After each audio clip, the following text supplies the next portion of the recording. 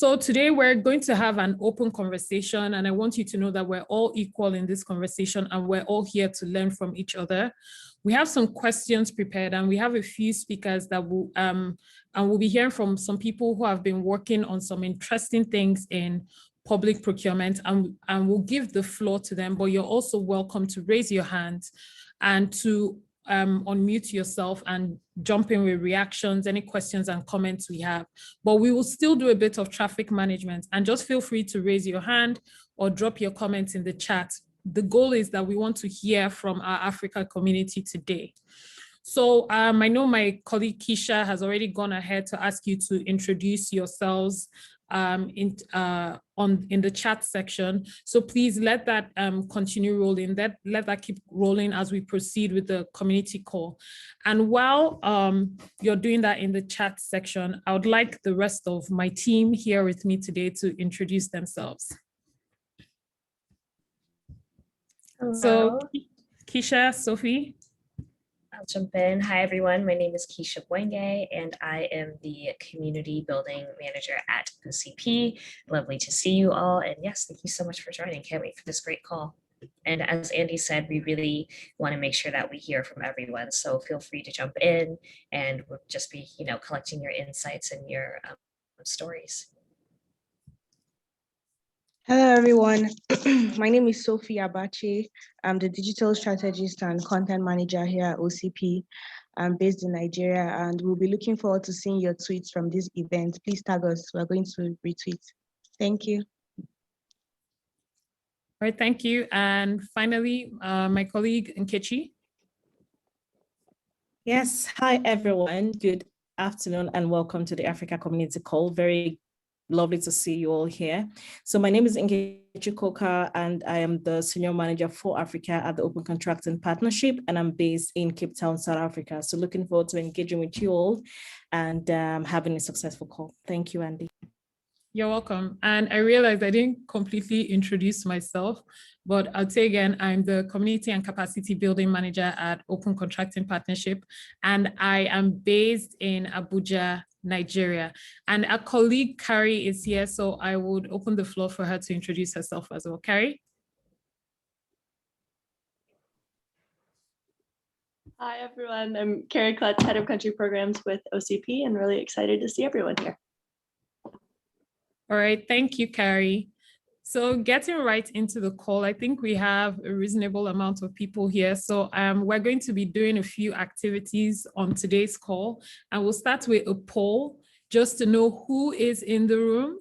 And then we'll jump into the conversation, open the floor for discussion, and then we'll round up with hearing some ideas from you. So I'm going to launch the poll now, and you can just take a few minutes to give your answers to the poll. I'll share the results. And the first question, as I can see, is what sector do you work in? So I'm launching the poll in 3, 2, 1.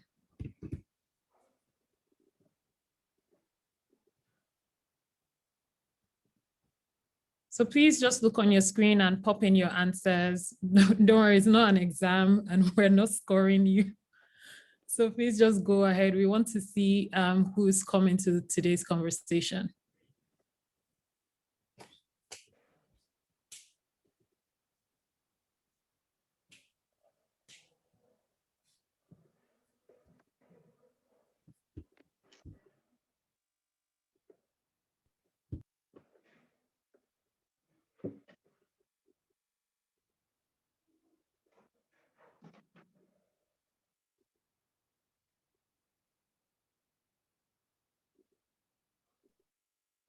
All right, thank you. I think we got most votes in, so I'm going to end the poll and share the results. So as you can see, the largest group of the audience in the room today is civil society, but it's great to see we have people from journalism from every sector that we hope to be here. We have people present in journalism, academia, government, private sector, and international development in general. So it's good to see that we have a mix, and I think this is going to lead us to having a very interesting conversation today. So looking forward to that. And then I'm launching the second poll now, and if you could just move to the next slide, please. Thank you. And in this poll, no, the previous one. In this poll, we want to know where you're tuning in from, what region you're tuning in from, and I will launch that poll now as well.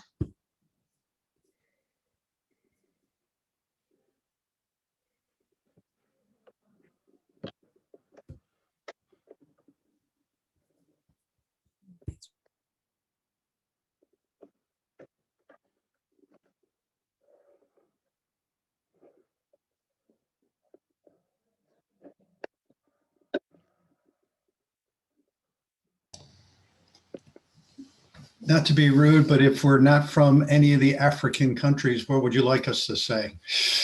I'm so sorry. It should be other, but we don't have other in the options. I do apologize for that. I'm really sorry about that. But thank you for pointing that out, because we're just trying to section it to see what regions of Africa we're in today's conversation.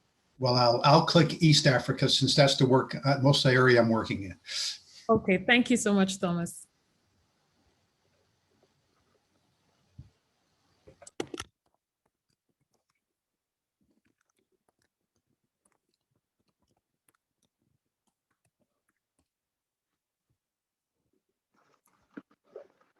All right, I think we have all polls in. So I'm going to end this poll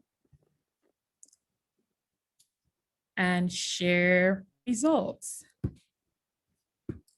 So today we have most people tuning in from West Africa, and followed by East Africa, and then Southern Africa. West and East Africa are quite close, just one person apart actually. So thank you all for taking part in that. And the next question I have for you, this is now an open conversation, so you can raise your hand, unmute yourself, or drop your comments in the chat section. We want to know now, what did you find most challenging in public procurement during the pandemic?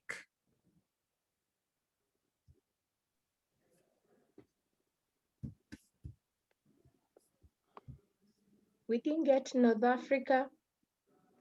Pardon? North Africa. North Africa. The northern. Oh, thank you for that. We were working, it was actually, the poll was targeted at Sub-Saharan Africa, but we'll note that for our subsequent questions and comments. But thank you very much, Winnie, for that feedback. So for our next question, it's an open conversation. Raise your hand or drop comments. What did you find most challenging in public procurement during the pandemic?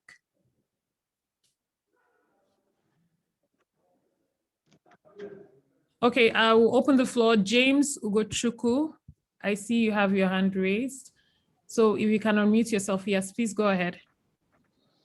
Okay, good afternoon, everyone. This is James Ugochukwu from African Center for Entrepreneurship and Information Development, Abuja, Nigeria, West Africa. During the pandemic, actually, the way the pandemic hit the world is something that this present generation did not envisage or witness before. So during the procurement process then, we actually found out later that it was not carried in a transparent manner, because there was no call for proposal, no call for procurement, no bidding process was followed, but we saw things happening, palliatives being moved from one part of the country to the other. I'm using Nigeria as an example. And before you know it, we'll have palliative distributed everywhere. Same thing goes with procurement of COVID-19 drugs and breathing machine and what have you. So we discovered that all these things were quickly distributed, and you don't know when the call for it was made and how it was procured and how much was done and all that. So it happens that when the lockdown started easing off, that's when we commenced our tracking, and a lot of things we discovered was mind-boggling. So the opaque manner through which the COVID-19 procurement was carried out was something that actually uh, bothered us as an organization. And up to now, we are still trying to reconcile how they went about doing that and arriving at the figures they gave us. And the shockers we had, we in Nigeria, is that most of the items procured were warehoused in a particular place and they were not given to the people that it was meant for. It was during the NSAS process that we discovered that there was serious conspiracy of the government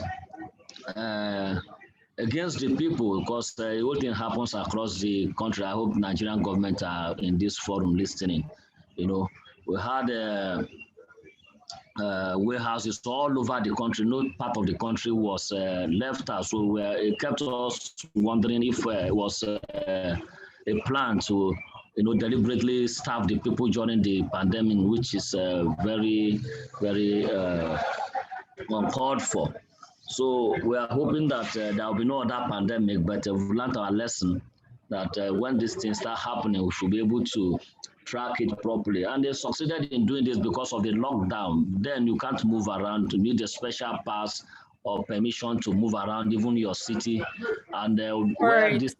Thank you so much, James. I'll have to stop you to give the rest of the room an opportunity to speak. But thank you for that insight on what happened in Nigeria and how the procured items during the pandemic didn't necessarily reach the citizens that it was meant for. Thank you.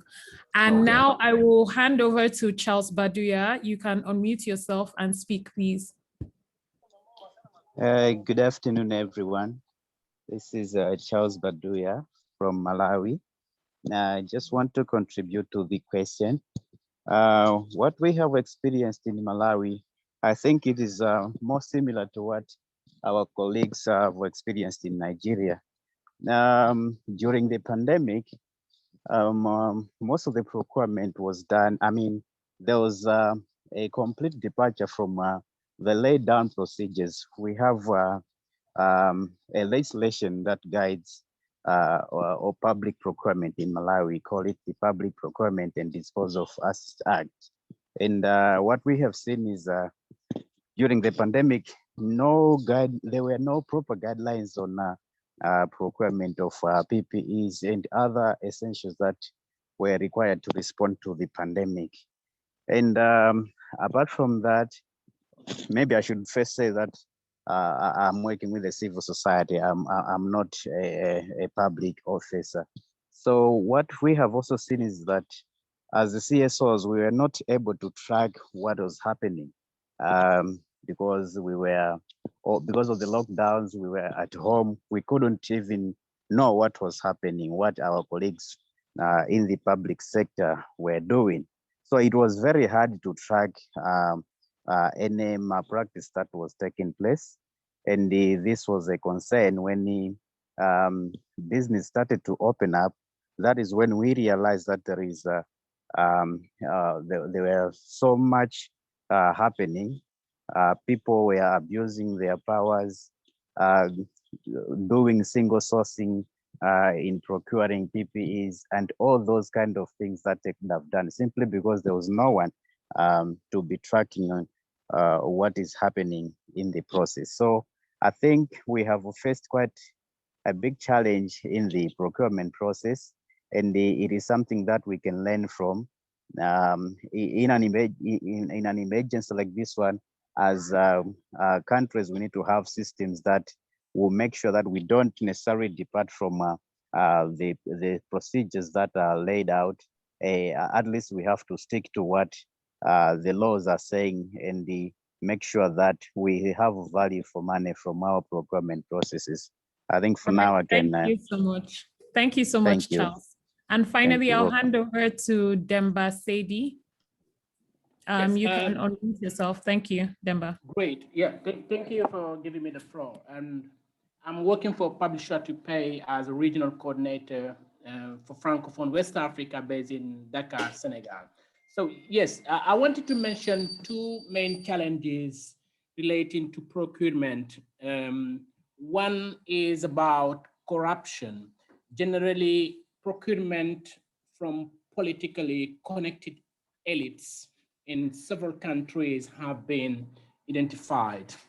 The second point I wanted to mention is conflicts of interest, because we've noted widespread concerns that procurement may not only stimulate corruption, but also fears that personal, family, ethnic ties have determined with local companies that are getting contracts and benefits. So overall, the companies that get access to, let's say, procurement opportunities often are the same.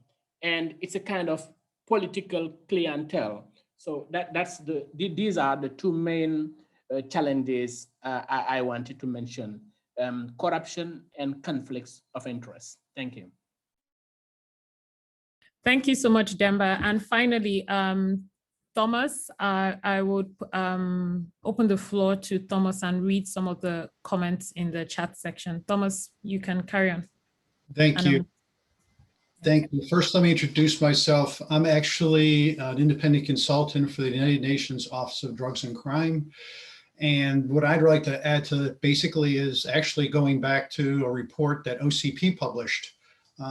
Interesting was OCP referenced that an estimated $100 billion had been spent on the pandemic relief and up by July of 2020. And they cited an example that, for example, in Brazil, 80% of the emergency procurement that was occurring in Brazil in reference to pandemic was emergency procurement with no competition. And the last gentleman who spoke about corruption is very right on point, because another thing that research that was done through OCP basically identified three principal areas that due to the emergency pandemic, there was substantially reduced amount of checks and balances, or what we call integrity controls, that increased the risk of procurement activity. The corruption and fraud risk were further increased by the lack of consistency and timely procurement data and emergency purchases. And last, limited information and understanding of suppliers' true capacity to deliver required services and goods. And I just draw those to your attention because what your experience, at least when I'm hearing your experience in Africa, is consistent globally. And I would close out by saying I just submitted a guide to the UNODC on emergency procurement for the future that has potential items that you can do to reduce your vulnerabilities in emergency procurement. And hopefully once that's published, I'll be able to share that with OCP in this community. That's all. Thank you. All right, thank you. Thank you so much for that insight from Thomas and the example of overuse of emergency procurement in Brazil. And now to just read off some of the comments I've seen in the chat section. A lot of people have mentioned that procurement was not transparent and that the products did not reach the intended people, and that the challenge for the people was that they started depending more on the internet, and for research, they had to move for open resources. This is a bit of a confusing comment for the public. This was the issue in Madagascar. I guess depending solely on the internet for their research and access to resources. And then someone else in the comments said that government hid behind emergency procurement to not be transparent and accountable. There was no total disclosure of procurement information for emergency procurement, and that's the case till date. But the country wasn't specified where that happened. And there was also an increased cases of corruption because a large percentage of the funds gotten from the World Bank and other financial institutions were embezzled or misused. And going straight to the chat and looking at some more comments as they flood in, we're seeing in South Africa that the response to the crisis and state of disaster led to a relaxation of procurement processes or deviations that allowed for an open door for corruption, nepotism, and tenderpreneurship. And there's a story of about 1.2 billion rand being lost in the process. So thank you. Please keep these coming. so that we can move on with the conversation. I will hand over to my colleague Nkechi now, but once she wraps up this aspect of the community call, we can get back to your comments and open the floor for more comments. So thank you all for being very interactive and a very attentive audience. Nkechi?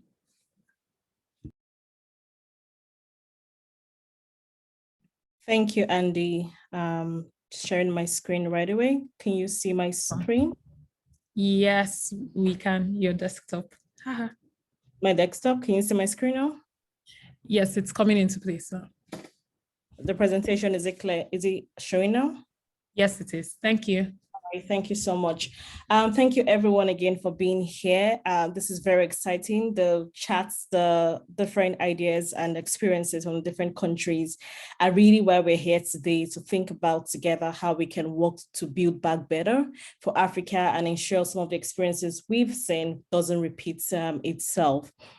So I'm not going to talk much about this, but we've all in agreement that there was a huge shock in the supply chain of government as a result of the pandemic. And even before the pandemic, there were issues which was further amplified with the pandemic. We saw use and abuse and all of the really great feedback that we've heard from the different people on the call. And again, we saw like a wealth of information, the media, so much across the different countries globally, and also in Africa, about ways in which money was procurement was mismanaged, a lot of deviation issues, a lot of emergency procurement issue. And we saw a proliferation of issues across the world happening, and especially in Africa as well.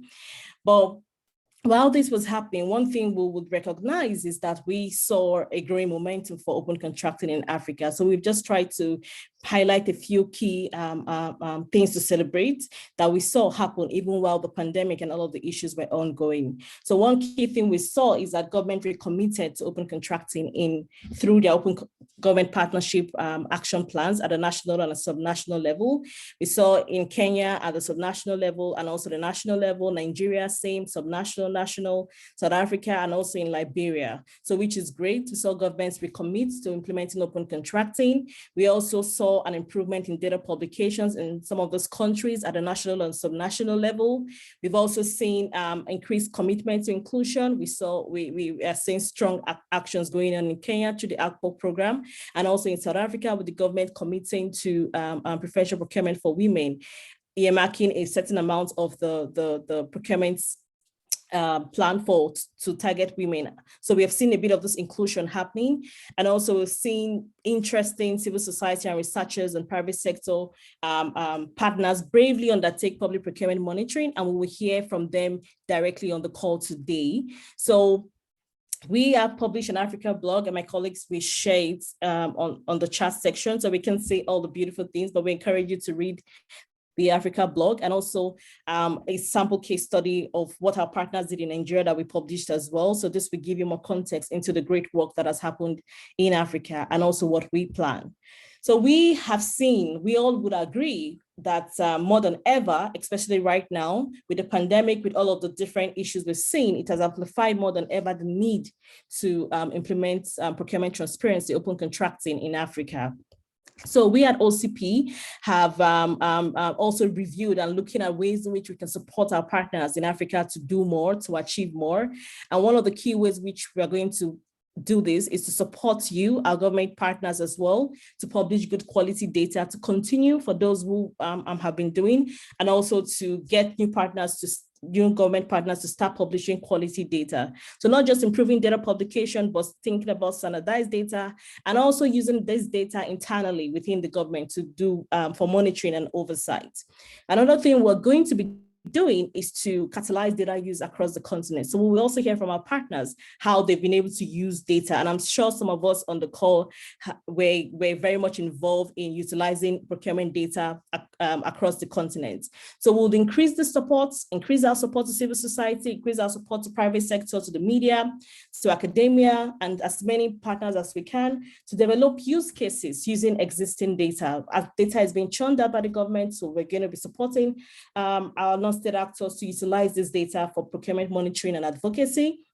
And also one very key thing we're going to be doing and focusing on in the next year is to build a community of practitioners. So we'll achieve this through the community call. So thank you again for being here. So this is one of our ways in which we are going to be supporting the community across Africa. So we're doing a lot of training and capacity building and also sharing information through newsletters, spotlighting our partners and the progress they're achieving across the different countries. So look out for that. And please, we encourage you to share with us. Let us know when things when great stuff has happened, and even when you have challenges, so we can all see how to work with you to both spotlight you and solve some of those problems. And a bit about myself. I'm Nkechi Koka. I'm the Senior Manager for Africa. I joined the OCP last year, and I'll be leading this support efforts across Africa, working alongside the awesome team who have introduced themselves on the call. So we are going to be working all together to ensure that public contracting works for all in Africa. So please reach out to us with innovative ideas, requests, questions, and as many things as possible, and we would work with you. These are my contact details, but I'm sure you already have access to it. My colleagues will also share their contact details on the chat just in case. So please let us know and we would be in touch. So without further ado, if Andy you would allow, I would go straight to the presentation, to the panel session, or if anyone has questions for us. I think you can go ahead. We can move the further questions to after the panel discussion. Thank you. Awesome. Thank you very much. All right. So one of the key ways, like we've shared, that we're going to be supporting the community is through our Africa community calls, to share lessons, to hear from each other, to, ask questions, to build that community of practice that is supportive of each other. So we are here today to reflect together on the different lessons resulting from the emergency procurement during the pandemic, to hear from our partners across the region on how they've been able to, walk through the system and also been able to achieve some progress. We have 4 brilliant speakers on the call today, and one is Victor Vincent, founder of Zabuni, Tanzania. So Victor will be sharing with us his work connecting suppliers, a private sector interesting use case, connecting suppliers and government, the private sector and the government, including all of the lessons and challenges he has encountered during the development of the app and also in working through Zabuni. We also have another speaker, Professor Sokpe Williams Elebe. She's the Deputy Director of the Africa Procurement Law Unit, Stellenbosch University, South Africa. She will be sharing with us her work in the African Procurement Law Unit relating to emergency procurement, and especially about gender responsive procurement based on a recent research she's currently undertaking. And we have another speaker, a government speaker from Kenya, from the Makueni County, Alex Mutuku, the Director of Supply Chain at Makueni County in Kenya. I'm sure a lot of us have heard the great work happening in Makueni, so he will be sharing with us Makueni's open contracting journey as a successful subnational use case to inspire us, including lessons and challenges. And then finally, we would hear from Joshua Olufemi, who's the founder of Data Fight Nigeria, and Data Fight is an investigative and civil society organization. He'll be sharing with us his advocacy work on COVID-19 spending, including his lessons and challenges as well. So each speaker would have 5 minutes. And after this panel session, we have 30 minutes to engage for questions and answers. So we would run through 5 minutes each for each speaker and then move over to the question and answer session. So without further ado, I'm going to invite our first speaker in no particular order, Professor Sokpe Williams Elebe, to give us her presentation for 5 minutes. Hello, everyone. Can you hear me? Yes, we can. Okay, thank you. So yes, as Nkechi has said, my name is Sokpe Williams Elebe. I'm a professor of public procurement law at Stellenbosch University in South Africa. And my research and academic interests are in public procurement and anti-corruption law. And I'm also the deputy director of a research and training institute called the African Procurement Law Unit, which is also based in Stellenbosch. So first off, I want to thank the organizers for inviting me to such an important discussion. I think this conversation is important as we move into COVID-19 recovery while we're still actually addressing COVID-19, and think about the challenges that we are faced with and that we will still face as the pandemic lags with us. So in terms of thinking about the lessons that we've learned, as I said, I'm an academic and a researcher. And so my point of view is informed by the research that I've been doing on corruption in COVID-19 contracts, and also more recently on gender responsive procurement in South Africa. And I'll talk about how these are connected in a bit. So many of our colleagues have already mentioned some of the issues that they face in their jurisdictions and in their countries. And I'll say that obviously, like everywhere else, COVID procurement was highly problematic in South Africa, to say the least, as it was everywhere else. The reliance on emergency contracting procedures, which dispense the need for a competitive procurement process, and also dispenses with the need with some of the requirements for transparency, meant that many public agencies flouted the rules with abandon, and this had several negative consequences. So in South Africa, some of you may recall, the government injected a fiscal stimulus of 500 billion rand in March 2020. And these funds were injected into a control environment that was already compromised due to internal weaknesses and ethical challenges. Before COVID, the public sector was already known for poor financial management, poor record keeping, inadequate planning, disregard for procurement rules, a lack of accountability, and an inability to properly manage public projects. For COVID contracts, it meant that existing suppliers were actually ignored and contracts were awarded to cronies with no capacity to perform these contracts. And in many cases, we didn't receive what was contracted for, even though contractors were actually paid. So some of the lessons that we've learned, or maybe not that we learned them, that were reinforced, I should say, were that our public financial management systems are too weak and compromised. And I think for me, I think we haven't paid enough attention to capacity in the public sector. And by capacity, I mean both professional as well as ethical capacity. There's very little focus on what it actually means to build ethical organizations. And we have never assessed the culture in public agencies and taken steps to address this culture, to actually address the ethical culture in individual public sector organizations, which impacts on our ethical decision-making or ability to implement ethical decisions. And the other thing as well is that we haven't really made it easy for people to comply with the rules in South Africa by having really complicated and tortuous rules, which actually make the risk of non-compliance higher. So simplification is necessary, and I would even say it's urgent. And we're on track with that, because we are looking forward now to a draft procurement bill, which should be laid before Parliament in December. So fingers crossed for that. So I'll say that's the first lesson. And then the second thing is that the second lesson that we learn is that intra-agency coordination is almost non-existent.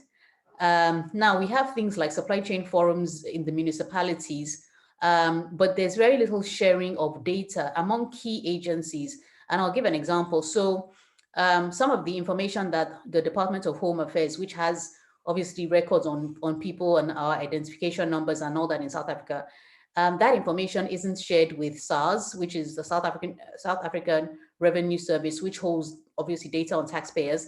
And that information was not shared with the agencies that paid out grants to individuals, SASSA, and also paid out benefits to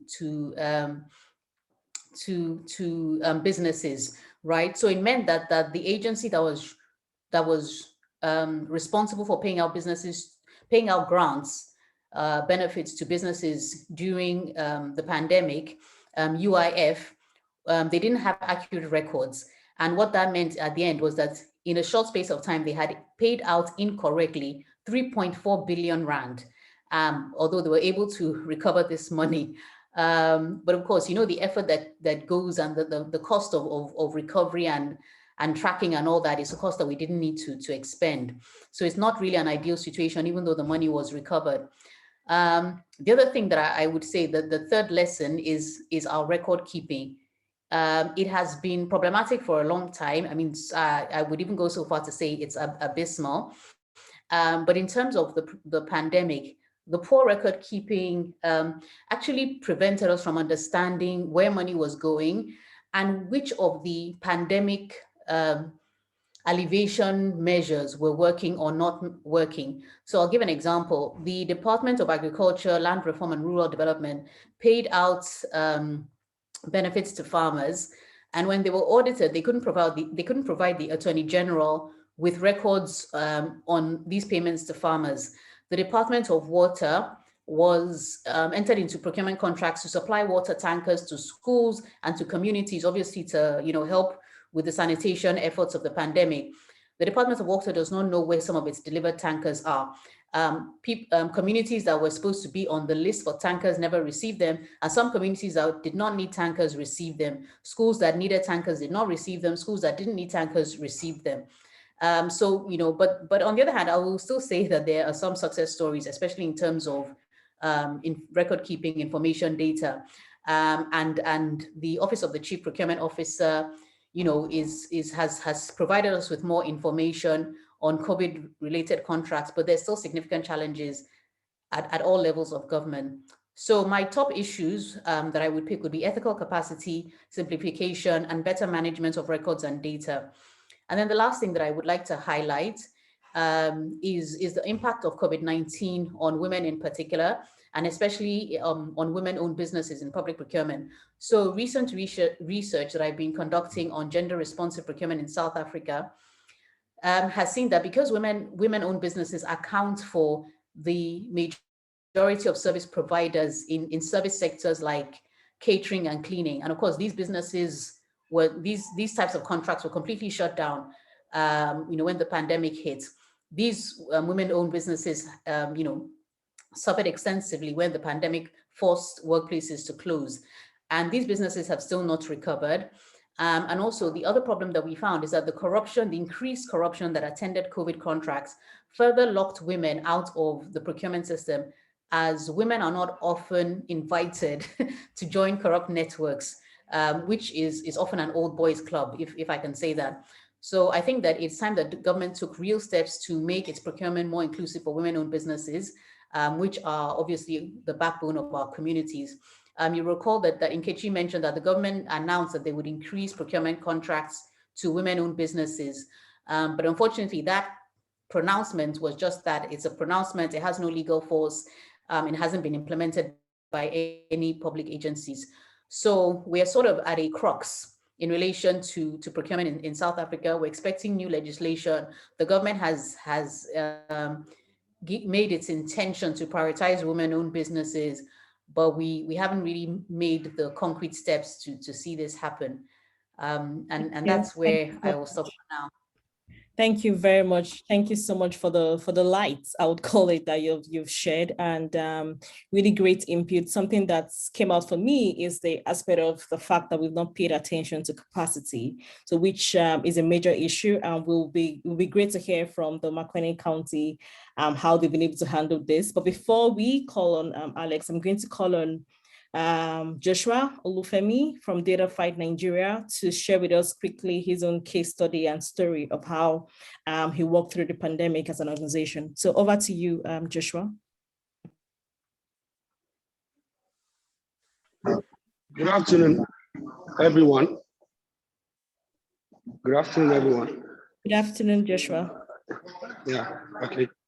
So like Nkechi said, my name is Joshua. I work for Data Fight in Nigeria, and Data Fight essentially promotes the use of data, open data, and every other type of enterprise data to, support government and corporate sector growth in the country.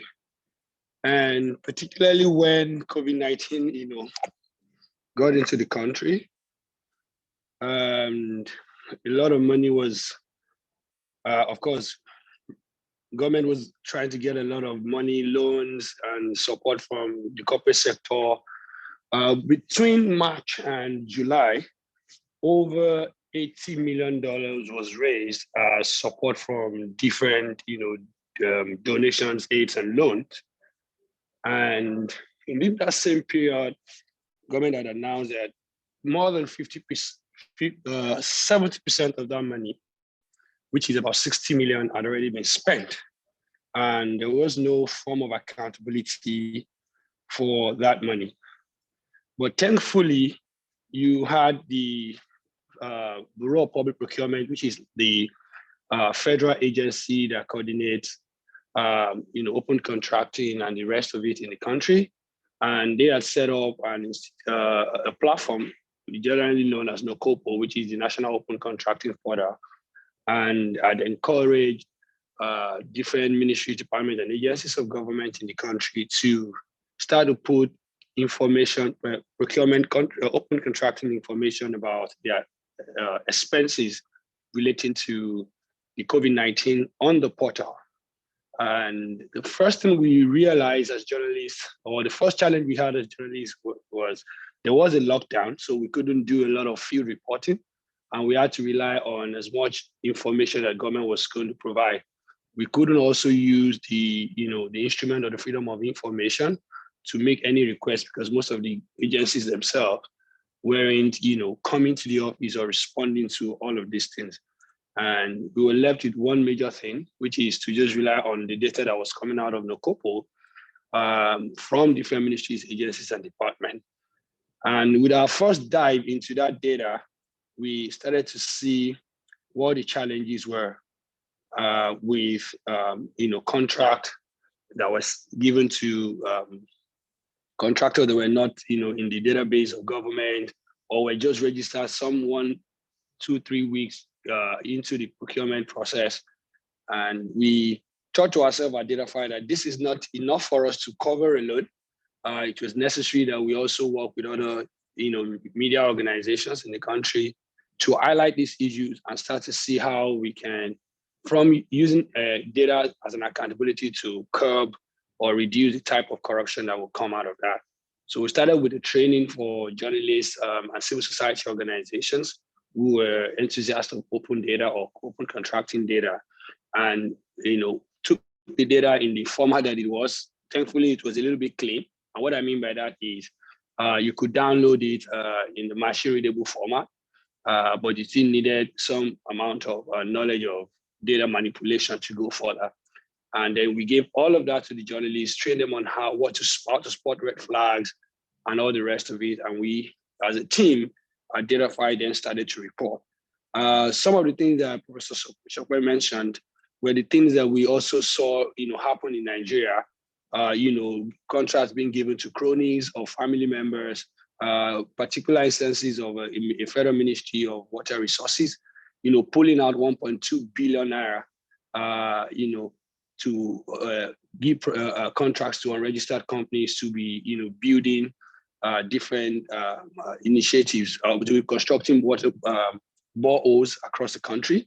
And we then realized that beyond just the Ministry of Water Resources, all the first responder agencies, such as the Federal Road Safety Commission that was in charge of transportation or safety on the road, and even the hospitals, the federal medical centers, some which were converted as response centers for people infected with COVID-19, were also engaging in some of these malpractices. And we use our platform to show some of them. We also realized that beyond just giving money to agencies, that beyond agencies giving contracts to people who were their cronies or family members, there was also a massive corruption that was ongoing within the NISR, or what you call the Central Bank of Nigeria. Also started these intervention credit loans for small and medium enterprises in the country, and over 20 billion naira again, that was given as loan with no name of beneficiaries. And here and there, people were complaining of not getting the money, while some people who had next to no organization or business were the beneficiaries of this money. And we also try to highlight that to show that not just the contracting, but also the survival, COVID-19 survival interventions of government were not yielding the right result that was necessary. So a number of investigative reports were done. And we had a lot of uptake from other media organizations taking the same data and using it to tell more compelling stories and more impact-driven stories. First thing that we got out of that as another impact was, a collaboration with the Bureau of Public Procurement to also begin to think of how to better present the data and begin to think of how uptakes from, media, civil society, and even government organizations would happen, or how that can become very possible. There was also a number of mini things, or if you like, acknowledgement of this corruption by a government anti-corruption agency called the ICPC, to also follow up on some of these issues and see what can be done. While as the lockdown eased out, we were also able to get the Ministry of Water Resources after the story to also respond to our freedom of information, which is now leading a different set of investigation that we're conducting at the moment. But by and large, what you will see is that the emergency, which necessitated the reason to, for lack of a better word, give waiver for some of the rules in the Bureau Public Procurement Act, also became an opportunity for civil service or government agencies to begin to, continue in their malpractices and corrupt practices with contract, and billions of naira, which means millions of dollars, were then lost to the pandemic, and the people who were supposed to benefit didn't benefit. And some of the translation was then increase in food price, because the farmers who were supposed to get aids and loans to be able to do their farming and then sell at the normal price were forced to sell at the higher price, which then are translated to bigger challenges for citizens who didn't have jobs or who lost their job during the pandemic to then buy these commodities in the market. For us as an organization, some of the challenges we had would be, as much as possible, there were also, personal challenges that journalists or, data analysts or research analysts within the organization were also confronting. We couldn't work together in a co-working space that we had. People had to work from their home, they had to regroup, both mentally and, work tool-wise, how to go about this. And because you couldn't go out as much as possible, doing that on the ground or ground truth thing to investigate this issue also became a little bit more difficult. And of course, finances was another bigger problem. So we realized as a whole that there's need to prepare not just journalists, but civil society, practitioners, to always look out for what is available in data and also collaborate as much as possible with government agencies where there is that room, to do that, and get the necessary information to hold both government and corporate sector accountable. There was also that corporate side. Okay. Thank you so much. Apologies, we had to interrupt you as you shared those brilliant points, but just to say there's going to be a question and answer session, so we can take more of that. Thank you so much. One very great thing you've said during your presentation is the importance of government data. So having that data on emergency procurement being published by the Nigeria Bureau of Public Procurement was useful for your investigative work. So that's good, and that's something we could all go home with. So to move over to the next speaker, we unfortunately don't have one of our speakers here from Tanzania. He's having difficulties connecting to the call. So we don't have Victor Vincent on the call here, who is the developer of the Zabuni app, the private sector use case we talked about.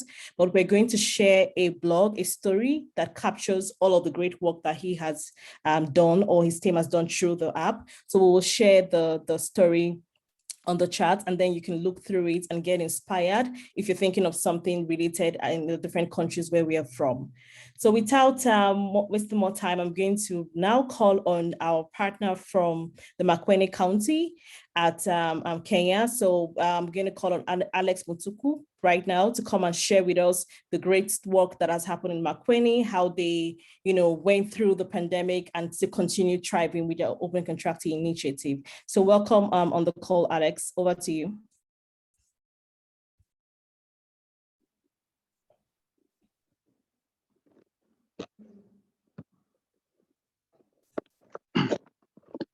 Thank you. My name is Alex Mutuku. I am from Kenya, for the government of Makueni County, a subnational government. I will start by sharing an experience of what we have done as a subnational government in terms of open contracting. Then later on, I'll link that to the benefits of having open contracting and how it relates to transparency and accountability in terms of procurement, especially during these times of COVID-19. For us, before the onset of COVID-19, we had already started the journey of developing a portal, open contracting portal. And so when it came to reporting, it was easy for us because at least we had a tool that we can report and we can share the data of what has been procured, the essential commodities for COVID-19. So briefly, as a government, we are joined by two partners. That was in June 2018. And we had two partners, that is HIVOS and Development Gateway. Then together we came up with a memorandum of understanding, whereby there was a level of understanding that each partner would play a part in development of this portal. So throughout the year 2018, we came up with a roadmap, and one of the items of importance was that we wanted to bring everyone on board. For sure, we wanted to develop a portal, but it was not a government-driven as such. It was an all-inclusive portal, whereby at various levels we engaged the civil society, the private sector, the media, contractors, the community representatives, and also committees that are involved in project implementation. So up to started in June 2018, and by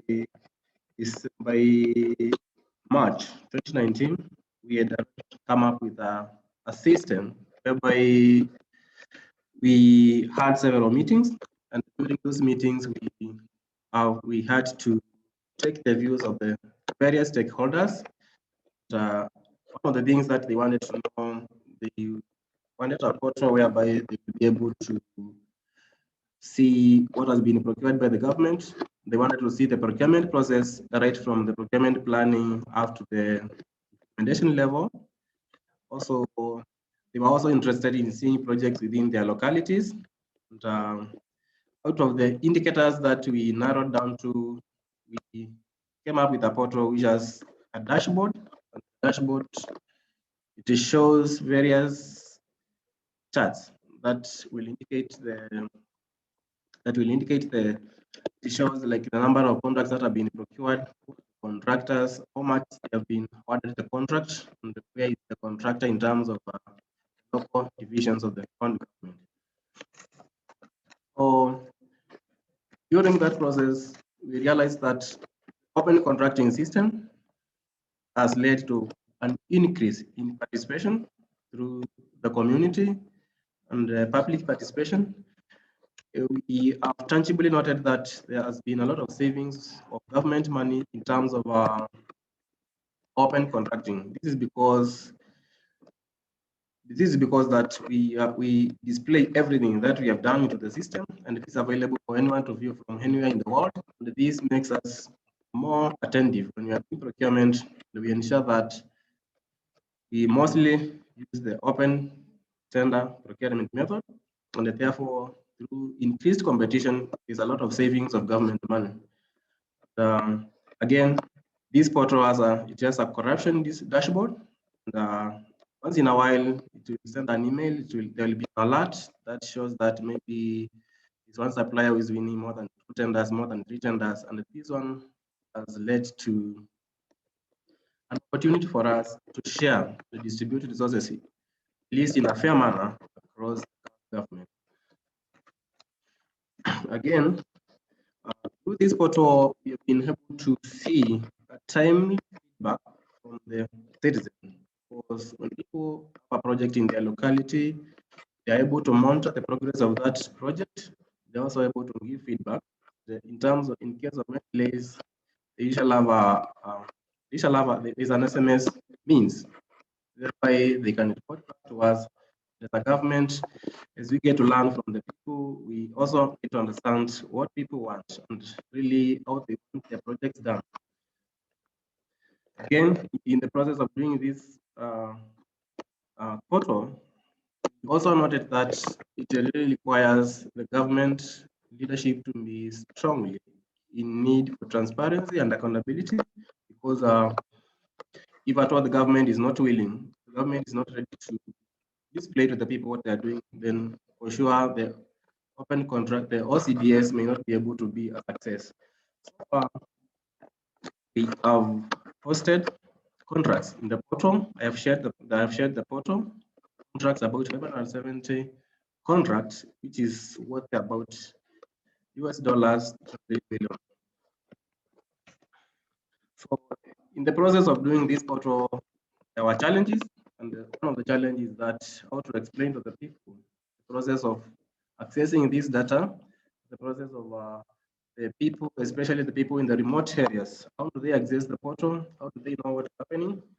And then through this, we decided to come up with a low-tech means whereby people who don't have a smartphone, they can send an text using the USSD code and be able to query projects within their localities. So I think in terms of the portal, that's a brief description. And for sure, we can say that we have seen the benefits of this portal. And then if we can relate this to COVID-19, COVID-19 was really a challenging time. And it is a time whereby even when you are faced with the procurement that you want to do for essential supplies, you may not even be able to get the supplies in the market. Therefore, there were frequent stockouts. There were challenges in terms of inflated prices. And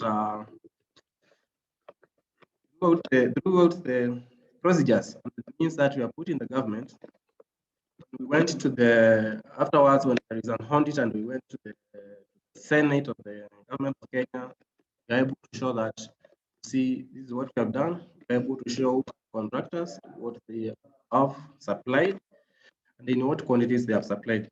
So I think the open contracting system is a tool that I can really advise governments across Africa and everywhere to adopt this system. It will solve some of these mistakes that are related with procurement, that governments really, that people don't know what the government is doing, or for example, they cannot really say with certainty what has been procured, how much has been spent. Thank you. Thank you so much. Thank you so much, Mr. Alex. That's Director of Supply Chain from the Makwene County.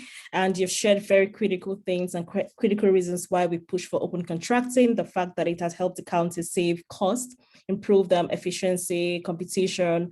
And it's great to hear that up to $3 million worth of contracts are already $3 billion, I think you said, worth of $3 million to $3 billion worth of contracts. Apologies for that, maybe clarify, are already available online. And we are also glad as Open Contracting Partnership to be part of that journey and to be supporting the Makwene County currently, working with Development Gateway, and we hope to continue to support other partners. So without further ado, again, I'm going to be moving to the next section, and that is question and answer. So this is the time to engage. Let us discuss. So we have a few questions already set, and we're going to be taking questions from the chat as well. So if you have any question, feel free to drop that for us at the chat section. And if you want to also engage, you can raise your hands and we can call you up. So for the first question, I'm going to be throwing this over to you, Professor Sokwe. So you come from an interesting sector, which is the academia sector, and you've shared very great things for us here. We want to know from you what you think is very much important, especially looking at inclusion. So how can inclusion be important? How can inclusion be used as a tool to build back better for Africa? So again, gender divide is a key issue, and you've shared so much about gender divide and gender responsive procurement. So please let us know how critical inclusion in public procurement is to building back better in Africa. Okay, sure. So let me share a couple of statistics in South Africa. women head about 42% of households are headed by females in South Africa. Women create about 45% or own about 45% of SMMEs, but women-owned businesses only obtain 1 to 6% of public procurement contracts. So I mean, you can see the disparity already. If we are concerned about inclusion, about fairness, if we're concerned about the empowerment of women, if we are concerned about the empowerment of communities, then we have to put our money where our mouths are and actually make an effort to empower women-owned businesses through public procurement. So I said when I was talking my lightning round, I said the government the president actually made a pronouncement on Women's Day last year, that they would set aside 40% of procurement contracts for women-owned businesses in South Africa. But that pronouncement hasn't gone anywhere because it wasn't backed by any change in the law, in the regulations. And South Africa procurement framework is very rule-bound.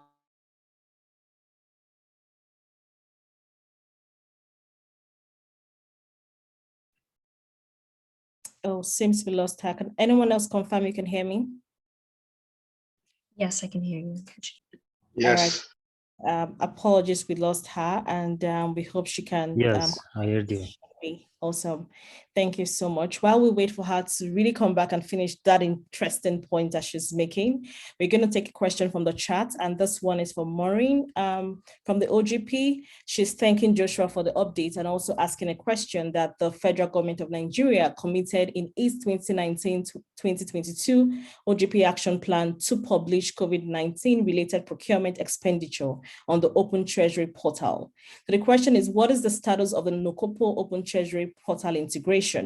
And good on the call here is that we have a representative from the Bureau of Public Procurement, Nigeria, Mansour Mama. Can you confirm that you're still here and you can hear me? And if you would like to take the question.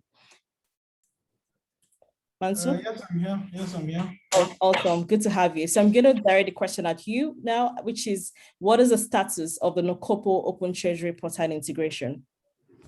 As part of the commitments that we made to the OGP, the integration between the Nokopo system and the Give Me portal to start with before the Open Treasury was part of the commitments that we made. And we are still at the stage of the preliminary stage of engagement with the Ministry of Finance on how we can ensure that this finally happens. But why we have been having the little delay is also because we're at the point of ensuring that we have good number of ministries, departments, and agencies on the Nokopo portal, and then we have also upgraded the portal. So the integration with the Give Me is also part of the upgrade that we are planning to do. So we hope that before the end of this year, we should have gone really far on ensuring that the integration works. But a lot of things that come to it, which means that the final stop means that whenever we have that integration with the Nokopo portal and the Give Me portal, it means that no payment of any contract can be made to any procurement that is not on the Nokopo system. So it's and that includes all the amounts of contracts, be the national shopping where we have the small 1 million, 2 million, to the big contracts where we have the billions of naira of contracts. So it's something that we are working on, and we hope to get that done towards the end of the year, latest by next year, hopefully. Thank you.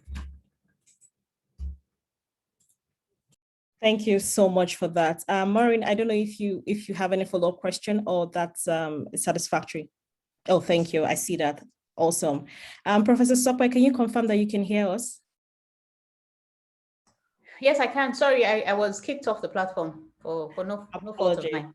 I don't know if you want to share anything more, we can go ahead. Yeah, so no, I think I was just rounding up actually saying that we need to have changes, legal changes to the framework so that municipalities and organs of states can actually implement preferential procurement in favor of women-owned businesses, but we're not there now at all.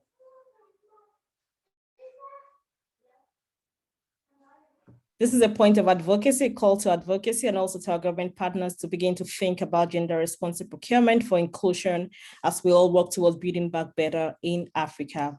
So I'm going to push a question out to you, Joshua. So Joshua, you have a very unique blend of investigative experience and also advocacy.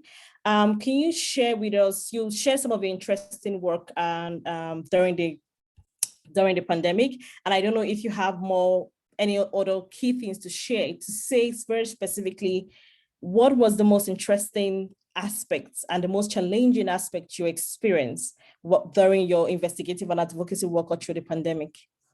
And if you also have to share more to as many civil societies who are on the call today, what would you also say to them?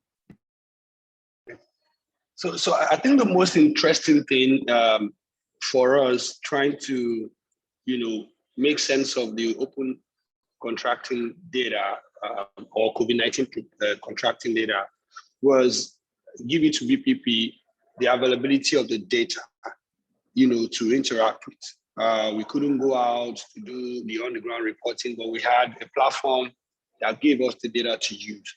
And not only was the data available, it was also, a bit robust to help us find out the level of, compliance of all the contractors, to know when if they were incorporated, if they had met the necessary,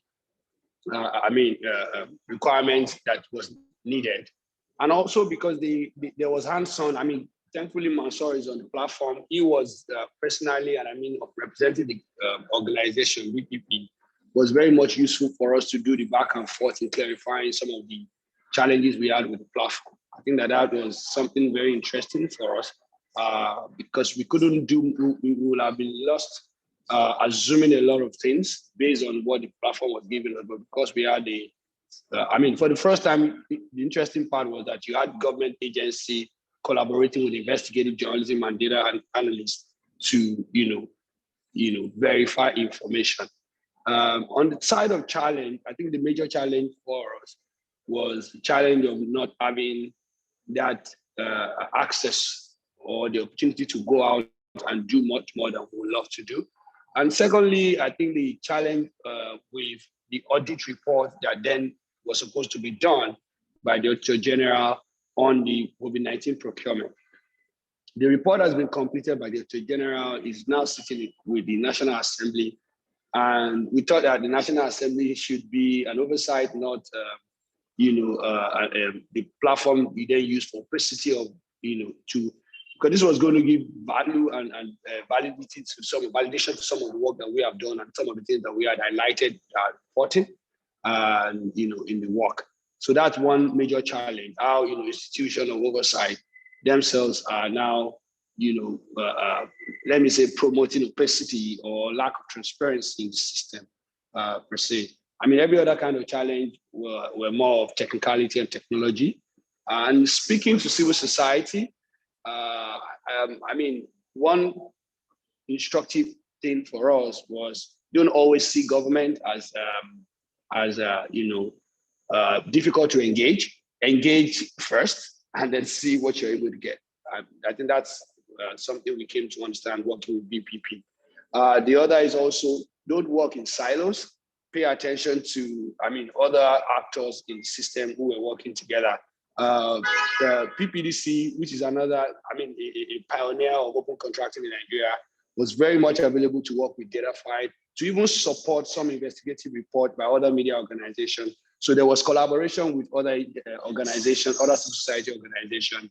So there was that robustness to, they brought the technicality from open contracting, we brought the technicality of access to data, access to information and investigative, and we were able to do much more than what individually we could achieve, in silo. I think that was another instructive thing for us as much as possible. And that's one thing I would say to every civil society: look for collaborators and people working in the same ecosystem that you can lean or lend a hand to as we work towards transparency and accountability. Thank you, Joshua. Thank you so much. Really appreciate that. One very key thing you've said, which is very important, is collaboration, collaboration, collaboration, either with the government, either with fellow civil societies. Reach out for help, reach out for support, don't work alone. And there's always an opportunity to collaborate with the government as civil society. So thank you very much for that great feedback. So one question to you. We have from the chat, which I'm just going to read out and also reference the answer. So we have from Mark. Mark said, it seems that information systems and data transparency would contribute to resolving some of the challenges that have been experienced. He asks if there's a country in Africa that has implemented a comprehensive procurement information systems to enable e-procurement, transparency, and accountability. So the answer to the question is yes. We've seen a case study of Makweni that has been shared by Alex. And we are hearing about the work that BPP is doing, the Bureau of Public Procurement is doing in Nigeria. And I know that there are a lot of case studies from states in Nigeria that we've seen at the federal level as well in Kenya. We're also seeing states like I shared in my presentation that are springing up, or counties that are springing up in Kenya as well. And there are very interesting cases as well from Uganda, governments that are working to implement a procurement system, and there are a lot of case studies. So I think this is a question we would also want to answer more. And maybe during our feedback, we'll share some examples of procurement systems or governments that have implemented open contracting across Africa. So we are going to have one final question, and this question is going to go to Alex. Alex, if you want to also share more on other governments, please feel free. But one question to you is, you as a key sample of what is possible, even in the time of the pandemic, as a key sample of Makweni, we want to know from you, what did you learn all through the period? And how did open contracting, I know you talked a bit about it, so maybe specifically in a few words again, how did open contracting help you specifically cope with the shock of the pandemic? And also we want to know what you're looking to do more, what's looking forward, what do we expect to see from Makweni? Alex, okay. Thank you, Kesh. I think from my side, from our government, one, the Kenyan government there's a legal framework called the Public Procurement and Asset Disposal Act. There are regulations to that act that it has entrenched that all procurement must be done through an e-system, e-procurement. There has also been a requirement that through an executive order that we report all the procurements that we have done. They are published through a portal, and therefore one of the lessons that have learned, especially for the use of open contracting and in terms of COVID-19, is that a government that is a strong system, strong institutional systems can really be helpful in terms of clarifying or maybe trying to explain to the public, to the taxpayers, and to the people who donate their resources, how their resources are being used. But that is one of the major challenges that is one of the major problems that is being experienced around the world, because the question is, during this time, what was procured? How much was it procured? And where was these resources used? Where were the supplies, the essential supplies, where were they used? So with the help of open contracting, we have been able to show that we bought this amount of items, they were used in a specific hospital, in a dispensary, and therefore, one of the challenges that we are now able to, one of the things that we would like to learn from this is that we want, even through the feedback that we are receiving from the participants, from the stakeholders of the open contracting, is that we need to even build more strong systems. We need to listen to the people of what they want to see, because from the feedback, we are able to know we need to add more features to the portal. They like to know at what time was this project paid for, and why is this project trying to delay for more than the contract period. And therefore, one of the things that we want to move with the future is that we want to build a more agile system, a more responsive system, whereby we be able to respond to emergencies even faster than we've done before. Thank you. Wow, thank you so much. And I can almost hear a lot of civil society rushing in to support that work. Thank you so much. So great to see that feedback is important, and you have a mechanism to hear back from stakeholders what they want, and you're including that to build the future work that Macaroni is going to be doing. So thank you so much, Alex. We're going to take this very final question, and this is from Zuki Siwa from South Africa. So she's sending this question to Professor Sope, asking, with the challenges of the e-tender portals, specifically to South Africa, I believe, access to information issues and poor intergovernmental coordination, what would you propose as a core area of focus for civic advocacy in South Africa? One, in relation to reform, in relation to data, in relation to systems.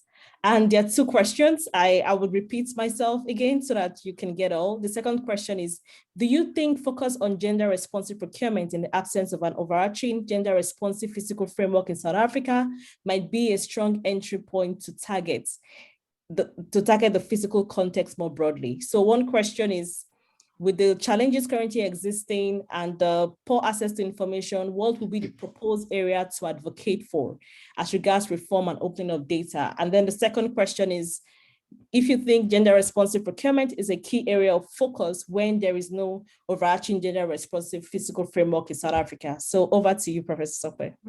Thank you. And thank you, Zukiswa.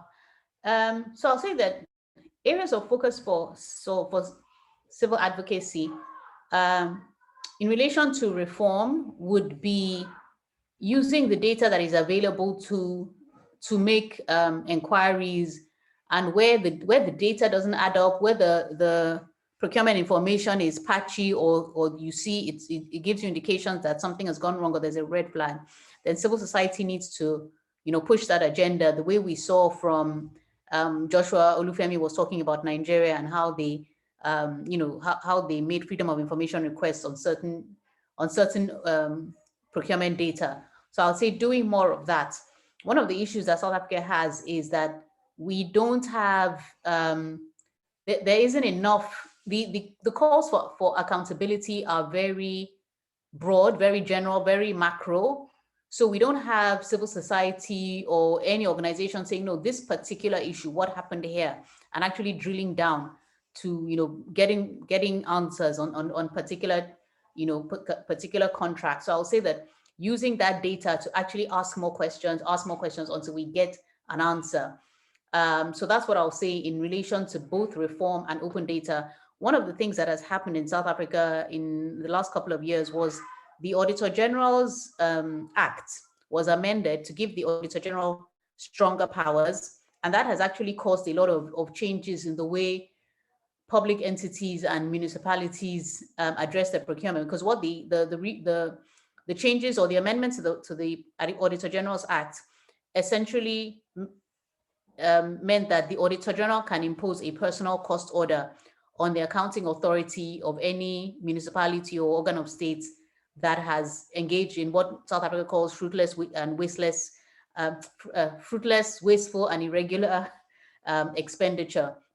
So that has meant that departments are a lot more reticent to do certain things that they were doing before. It's not as if the situation is now perfect at all, but there is at least some measure of accountability when we find that departments have engaged in irregular spending or wasteful spending. So I think actually pushing the buttons on what is going on will help both reform, and of course it will mean that the data is being used, that at least the data is not perfect, but at least we're not using it, even even the one that we have. In terms of the question on gender, I think more advocacy on gender, and if we actually come to a point where gender responsive procurement is taken seriously, then the kind of information that is required on gender procurement, the disaggregated data on gender procurement, will also improve the quality of data generally. So it could help, but as I said earlier, in terms of gender, we really need the policy and the legal environment to be addressed before anything can actually happen on that. Thank you very much. I think this conversation is something that can happen outside of the call as well between you, Professor Sope and Zuki. Because of time, we will not go much more into that, but it's interesting that it's critical for policy reforms to also go as well with advocacy from civil society. So I see, James, you have your hands up and we have very limited time. So I'm just going to give you 30 seconds and really plead that you give your contributions and so we can move on. Okay, good. It's just a contribution, and within 30 seconds, what we should be looking at is for those of us in civil society to actually see how we can take the grassroots groups in focus in demanding for accountability. That's what my organization have been able to do and achieve a lot of results, to work with community groups, traditional and religious leaders to organize themselves into anti-corruption networks, to work with public procurement departments. So it's something that we should be looking at doing across board in Africa. That's what I want to put in. Thank you so much. Could you let us know the name of the organization? African Center for Entrepreneurship and Information Development. Thank you so much. We appreciate the contribution. And then we have another contribution from IFOMA, from PPDC Public. PPDC Nigeria is also a civil society that advocating for open contracting reform. She's answering and contributing to the question from Zuki, so you could check that out on the chat to know more. At this point, I'm going to hand over to my colleague, Andy. Andy is going to help us synthesize and reflect on all that we've heard on the call today. Thank you so much, everyone, for listening. Thank you for being there. Over to you, Andy. All right, thank you for the awesome moderation, Nkechi, and thank you to all our speakers that contributed to this session. And the comment section was really active, and it was great to see feedback from the participants saying that was really encouraging to hear how other countries are leveraging on their OGP commitments to open contracting. And someone commended Professor Shokpe's take on the entire open contracting space and emergency procurement and the need for data use and advocacy. But I think one thing that I also saw being resounded in the comments was the need for continuous collaboration. And I think all the speakers definitely touched and reflected on that. So for us to round up the session today, I just have one last question. You know, I'm the one that brings the activity and the fun. Well, Nkechi does all the talking. So I'm going to share what we call a word cloud from Mentimeter, and I'll just need you, I will drop the link to that in the chat. And it's just a question to inform our future community calls, because this is, we try to have this on an annual basis, but we're seeing the need as the community is growing to have it more frequently and keep the conversations ongoing. So my question for you today is, what other topics would you like us to discuss in future community calls? So if you can click the link on there, maybe I should ask my colleague to give me a moment to share my screen so that I can show us what you're to do on there. And it's the link in the chat, the menti.com link. If you can click that, you can add in what you would like. Yes. So can everyone see my screen now? Okay, yes, great. So as your answers flood in, the great thing about a word cloud is that as your answers flood in, they will be populated on the screen that I'm sharing. So I can already see people have spoken that they want conversations around advocacy, anti-corruption, collaboration, data availability,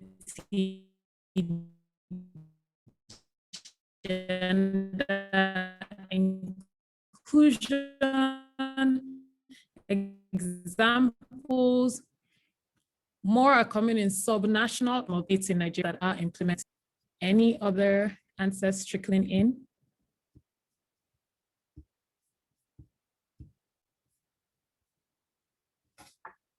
Can you all hear me? I hear my connection is a bit unstable, so I'll try to move a bit slower.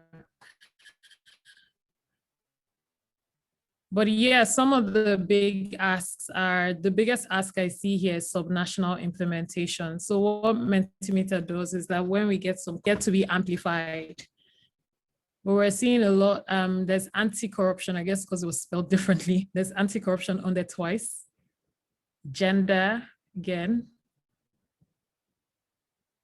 Advocacy, gender. Thank you. Also, keep your comments coming in. Thank you very much. And this will inform our future sessions. And that, I believe, will be it from me. Oh, someone has touched on UN agreements. Would that person maybe want to shed a little light on that? Do you want a chance to speak on that? 1 minute though.